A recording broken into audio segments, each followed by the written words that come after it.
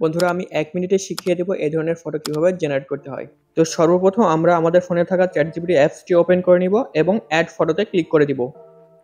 তারপরে আমাদের একটি ইমেজ সিলেক্ট করে নিব, মানে আমাদের একটি ফটো সিলেক্ট করে নিব গ্যালারি থেকে।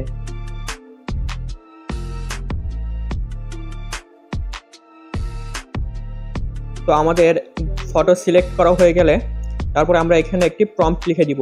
তো বন্ধুরা এই প্রম্পটগুলো আমি আমার কমেন্ট বক্সে নয়তো ডিসক্রিপশন বক্সে আমি দিয়ে রাখবো। তো বন্ধুরা তারপরে জেনারেটে ক্লিক করে দিলেই আমাদের ফটো জেনারেট হওয়া শুরু করে দিবে।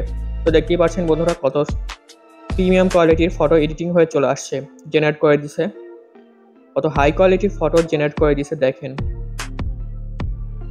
তারপরে আমরা এখানে ডাউনলোড অপশনে ক্লিক করে দিলেই আমাদের ফটোটি ডাউনলোড হয়ে যাবে।